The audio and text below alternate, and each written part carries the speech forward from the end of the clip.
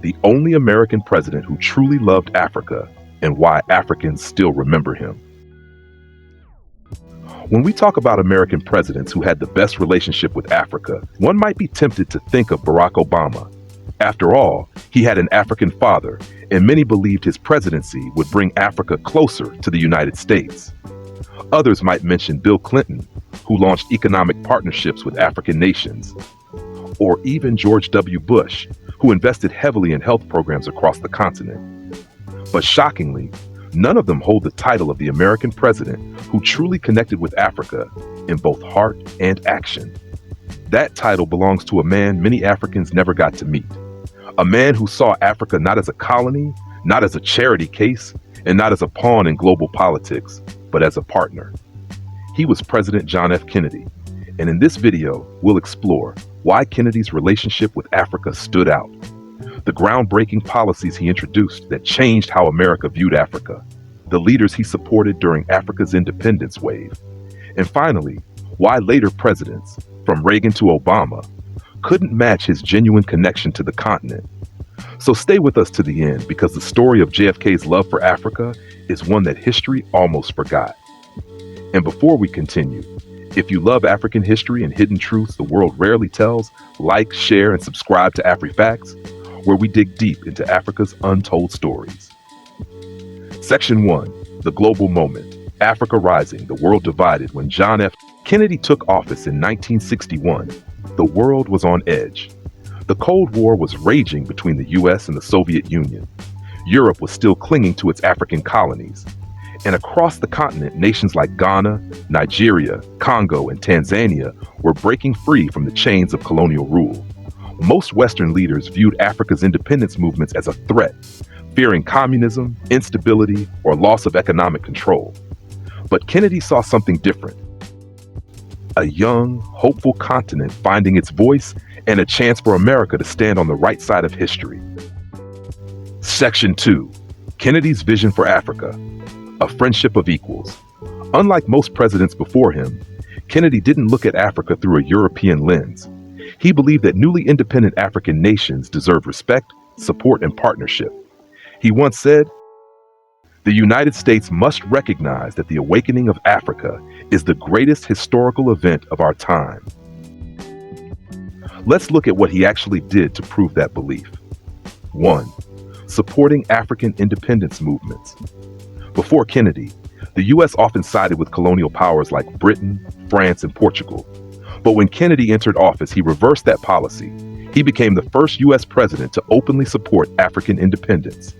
He built direct friendships with African leaders like Kwame Nkrumah of Ghana, Julius Nyerere of Tanzania, Leopold Sedar Senghor of Senegal, Tom Mboya of Kenya.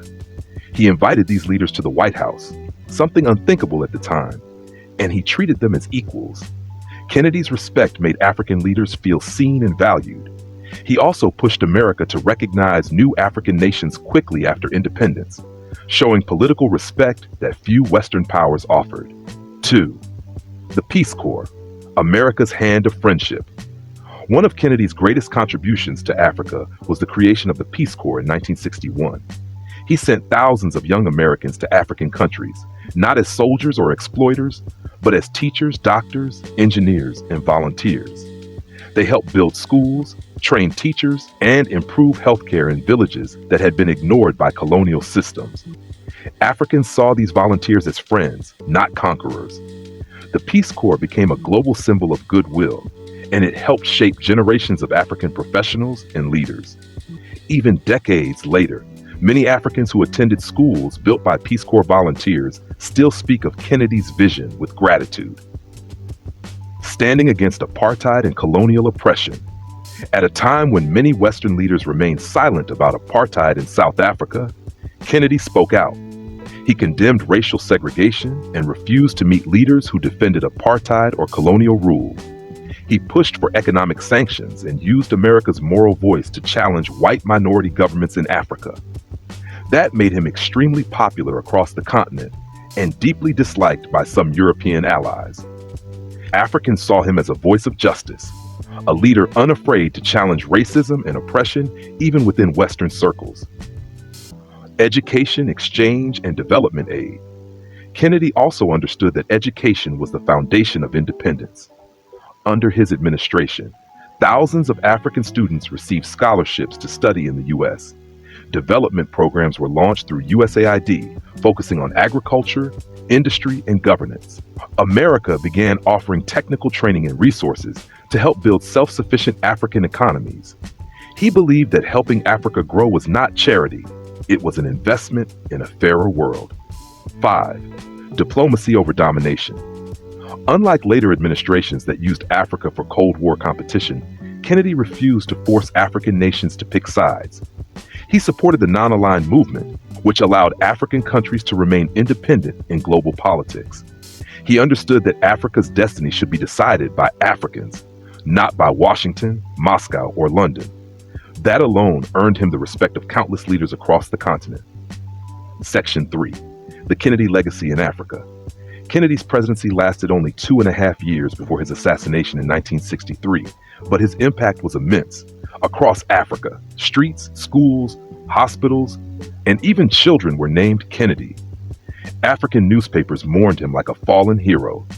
To many Africans, he symbolized the hope of a world where equality and respect could truly exist between black and white, north and south. He left behind not just policies, but a sense of friendship, something no amount of aid or diplomacy could replace. Section 4. How later presidents compared, and why none matched Kennedy. Let's take a closer look at those who came after him. Ronald Reagan, 1981 to 1989. Reagan's policies focused heavily on Cold War politics. He viewed Africa mainly as a battleground for influence against the Soviet Union.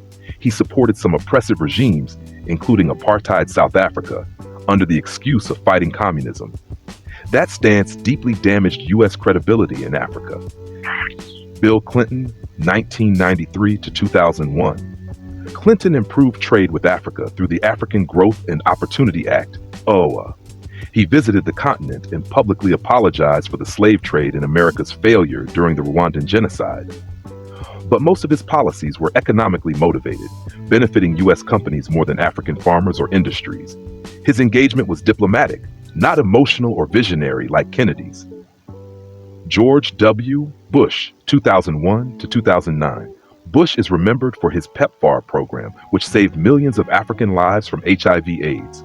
However, his African policy was largely framed as a humanitarian mission, not as a political partnership. While respected for his aid, Bush's policies still positioned Africa as a recipient, not a collaborator.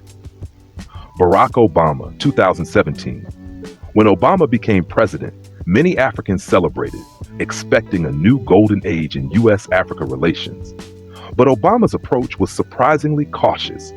He prioritized U.S. security and business interests, and his policies, like Power Africa, though ambitious, made limited impact. Obama's speeches encouraged African self-reliance, but his administration didn't match Kennedy's passion or transformative vision. Joe Biden. Biden has spoken about strengthening ties with Africa and hosting U.S.-Africa summits, but most of his administration's focus remains on global competition with China rather than Africa's independent growth. His engagement is diplomatic and strategic, not driven by genuine emotional connection or shared ideals like Kennedy's. Conclusion: a friendship never forgotten. In the end, John F. Kennedy remains the only U.S. president who truly loved Africa, openly, sincerely, and fearlessly. He believed in Africa's potential long before it was fashionable. He treated African leaders as equals when the rest of the world looked down on them. He used America's power not to dominate, but to empower. Open quote, a partnership of equality, not dependency. That was Kennedy's dream for Africa, and it's a vision the world still needs today. Close quote. So the next time you hear people speak of U.S.-Africa relations, remember that once, in the early 1960s, there was a president who saw Africa's light and tried to help it shine. If you learned something new today, like this video, share it with others who love Africa's forgotten stories, and don't forget to subscribe to Afri Facts, where we bring back the history they tried to erase.